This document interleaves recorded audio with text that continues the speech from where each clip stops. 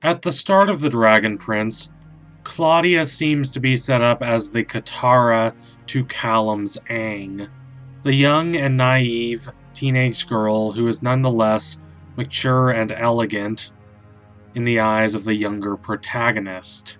Admittedly, the age gap is less overt in The Dragon Prince, but it is still there. As the series progresses, the two of them grow closer, and Callum thinks they are going to end up together.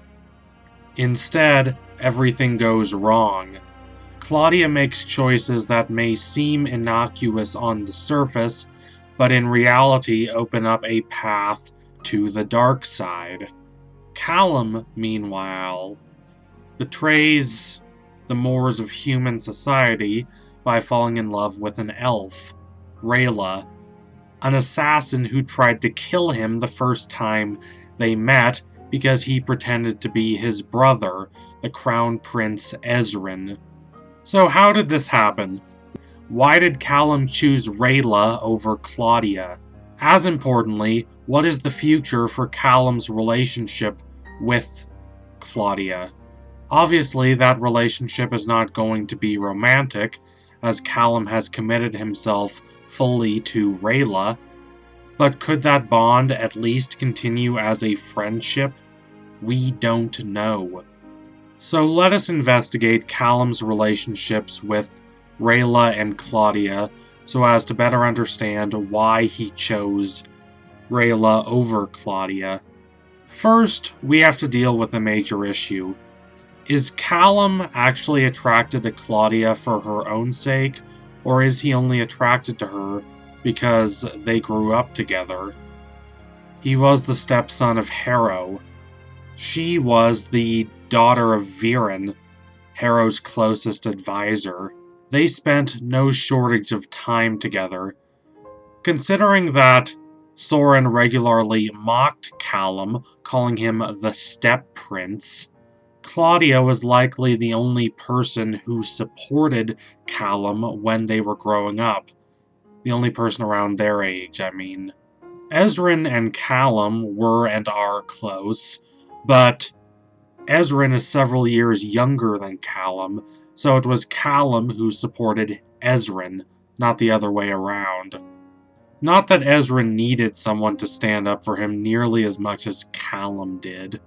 Ezrin was the crown prince, the heir to the throne, while Callum is only a prince because his mother married the king. Callum needed someone, and the only person close to his age who was there for him was Claudia. He's kind of in awe of her, and this contributes to his awkwardness in being around her. This is not to say there are not genuinely charming things about Claudia that contribute to Callum's attraction toward her. She's funny and confident. She's genuinely weird in a way that does not feel awkward or forced. She's comfortable with herself, and this is something that surely impressed Callum, someone who has never truly been comfortable with himself, someone who has never really known who he is, who he's supposed to be. Claudia never doubted who she was. Unlike Callum, she has a confident air about her. This doesn't mean she has not suffered trauma in the past, and the experience of her parents splitting up surely weighed on her. But she likes the status quo. She's attached to it. It gives her something comfortable to latch onto. Unlike Soren, who has received nothing but contempt from their father, Viren, Claudia has a largely positive relationship with him.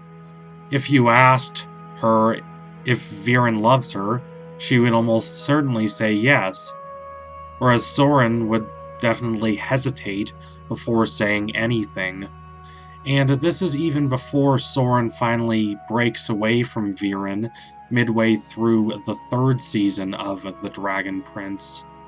Callum in Claudia saw someone who had the love of her father, which he himself did not have.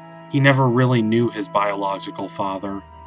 Of course, King Harrow, to his credit, saw Callum as a son and treated him like he treated Ezrin.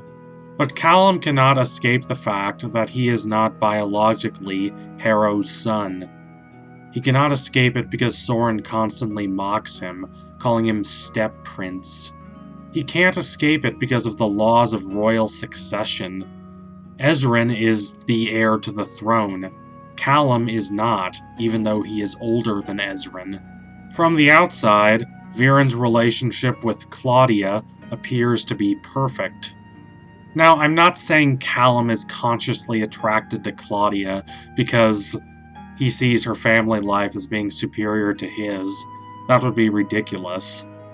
But it would be foolish to think that Callum's love of Claudia was not related to Claudia's effortless confidence, and that effortless confidence relative to Callum largely stems from the difference in their familial lives.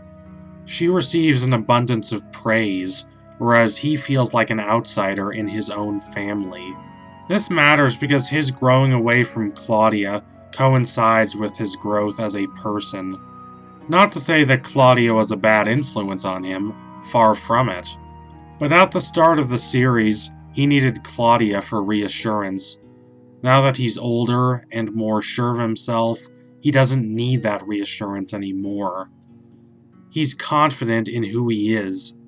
It doesn't matter that he's not the heir to the throne. It doesn't matter that he's only a prince because his now-deceased mother married the now-deceased King Harrow. He can still play a significant part in bringing peace to the world. Whether he succeeds or fails is not because of what he is, but rather because of who he is.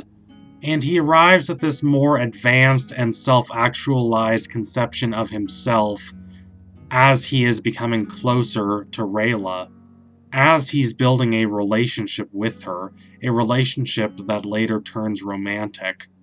In contrast to his relationship with Claudia, his relationship with Rayla is more equal. It's not a case of one person needing reassurance and the other person providing reassurance. Rather, it's a case of two people providing reassurance to each other. They are kindred souls. They both feel like loners and outcasts. Rayla is an elf who has sympathy for humans, which she conceals near the start of the series, because she believes that she needs to redeem herself. She believes that her parents were traitors who fled rather than defend Thunder's egg. So she feels the burden of familial shame. Because of this, she becomes an assassin. Because of this, she attempts to kill Prince Ezren and his father, the king. Thankfully, however, she fails, and instead of assassinating Ezren, she falls in love with his brother, Callum. Rayla is a person who has been starved of attention. While we do not know what her family life was like, we know that Runan, her surrogate father, after her parents fled, is not the kindest and gentlest person in the world. He's not a bad person, to be clear. Or a bad elf, I suppose. Both Rayla and Athari would have a lot of nice things to say about him, but he does not give a lot of compliments. Additionally, considering how foreign Rayla finds Callum's suggestion that she open up to him and let them work through her feelings together, it's implied that she never had the most open relationship with her parents. When Callum sings her praises in episode 304, her immediate response is to kiss him. This shocks Callum, who had likely never thought of her in this light before. He had never thought of anyone but Claudia romantically, so he doesn't know what to make of this. He's stunned. He starts to shut down. Rayla takes this as an indication that she misjudged the situation, so she pulls back. But when Callum compliments her again in the next episode, then kisses her, she is more than happy to reciprocate. Even before Rayla learns that her parents were not actually cowards, Callum helps her become more confident in herself. He believes in her, so she starts to believe in herself. She starts to see herself not as a failure, but as a self-assured person who's confident and worthwhile and who can bring peace to the world. She doesn't need to redeem herself, and in return, she helps Callum become more confident as well. If someone like Rayla, who from his perspective is a warrior assassin who is 10 times cooler than he will ever be, finds him worth caring about, and trusts him, that's worth something. Despite their differences, Callum and Rayla complement each other. They make each other better people, and they prove that they can handle the conflict that comes between them. Claudia, meanwhile, is more isolated and alone than ever. Her control and poise crack, and in order to maintain them, she is willing to walk a dark path. Callum and her will talk again before the end of the series, I'm sure of that. But when they do, Callum will find the relationship permanently changed. Because Callum is more confident now, and because he has Rayla with him, the allure she once held for him will likely be gone. That does not mean he doesn't still care about her, but the romantic subtext, and oftentimes text, that wants to find their relationship is more or less completely gone. So thank you all for watching. If you liked what you saw today, don't forget to like, comment, and subscribe. Donate to my Patreon if you can, and you want to see more videos like this. Keep watching The Dragon Prince. It's a brilliant, thoughtful, meditative show that is only getting better as it goes along. I can't wait to see what it does with its characters and the relationships between them, and how those relationships become more complicated and nuanced as the characters face new challenges. Tune in soon for my next analysis. I swear it will be coming soon, or at least soon-ish. Thank you all again. Adios, comrades.